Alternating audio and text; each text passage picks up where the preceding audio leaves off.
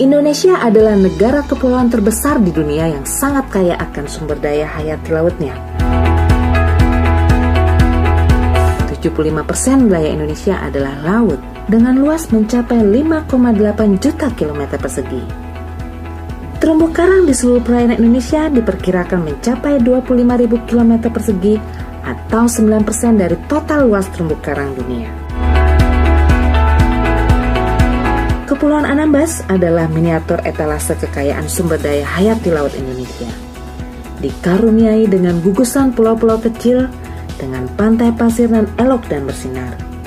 Dilengkapi dengan terumbu karang dan beragam ikan dan biota laut yang cantik dan alami.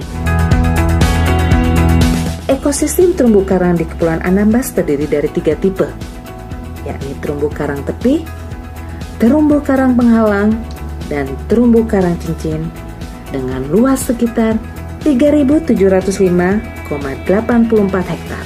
Tutupan terumbu karang hidup di dalam kawasan berkisar antara 6,7% hingga 81% dengan rata-rata tutupan karang 48%. Kondisi terumbu karang yang terdapat di dalam kawasan berada dalam kategori rusak hingga sangat baik dengan rata-rata tutupan karang kategori sedang. Secara administratif, Kepulauan Anambas termasuk bagian dari Provinsi Kepulauan Riau dan hasil pemekaran dari Kabupaten Natuna. Kepulauan Anambas terdiri dari 255 pulau kecil, di mana baru 26 pulau saja yang berpenghuni. Jumlah penduduk Kepulauan Anambas berkisar 45.500 jiwa. 97% wilayah Anambas merupakan wilayah perairan laut dengan 7 kecamatan yang tersebar di 3 pulau besar, yaitu Siantan, Palmatak, dan Jemaja. Ibu kota Kabupaten Anambas sendiri berada di Terempa. Perjalanan ke Kepulauan Anambas dapat ditempuh dengan moda transportasi udara ataupun laut.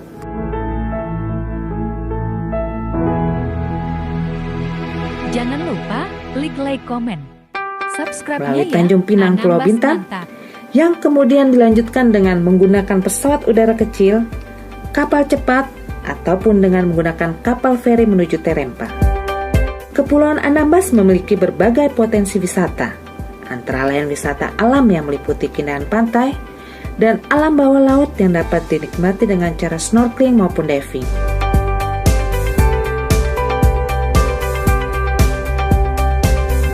Maupun wisata pendakian bukit, air terjun, serta panorama alam lainnya.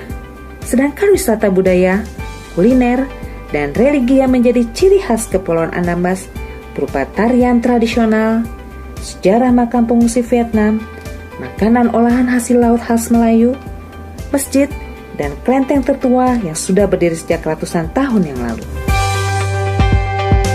Kekayaan sumber daya hayati laut Kepulauan Anambas yang menjadi aset nasional bahkan dunia, sudah sepatutnya harus dikelola dengan baik.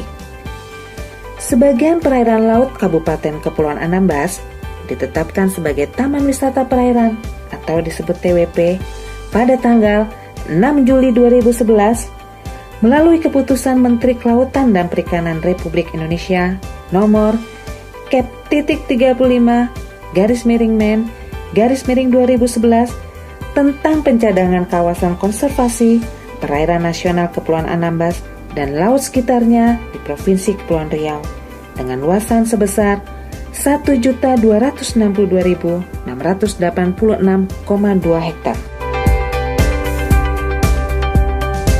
Pengelolaan TWP Anambas dilakukan dengan sistem zonasi, mengacu pada Peraturan Menteri Kelautan dan Perikanan nomor 53/Kp/2014 tentang rencana pengelolaan dan zonasi Taman Wisata Perairan Kepulauan Anambas dan laut sekitarnya di Provinsi Kepulauan Riau tahun 2014 hingga 2034, di mana wilayah TWP Anambas dibagi menjadi 4 zona, yaitu zona inti, zona pemanfaatan, zona perikanan berkelanjutan, dan zona lainnya. Zona inti merupakan zona utama pelindungan terhadap keanekaragaman hayati di TWP Anambas, mempunyai total luas 30.328,58 hektar yang tersebar di 26 lokasi, yaitu 2,40% luas TWP. Zona inti mempunyai arahan pemanfaatan untuk penelitian dan pendidikan, dengan tetap menjaga keaslian sumber daya yang ada. Zona pemanfaatan seluas 9.387,77 hektar tersebar di 27 pulau kecil dan perairan sekitarnya.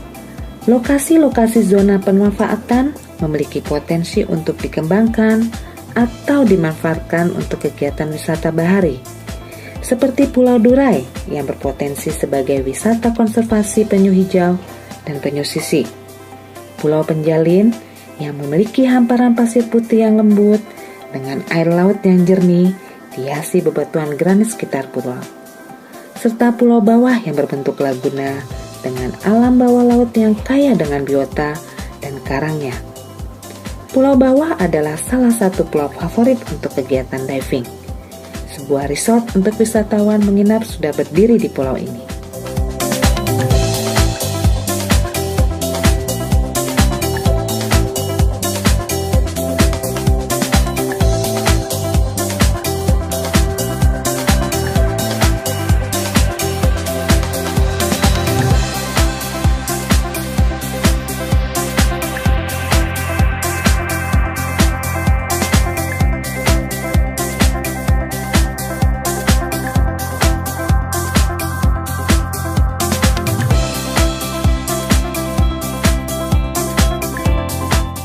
Selanjutnya, terdapat zona perikanan berkelanjutan, di mana zona ini ditujukan sebagai lokasi untuk melakukan aktivitas perikanan bagi masyarakat sekitar kawasan, khususnya aktivitas penangkapan ikan dan budidaya perikanan laut yang ramah lingkungan.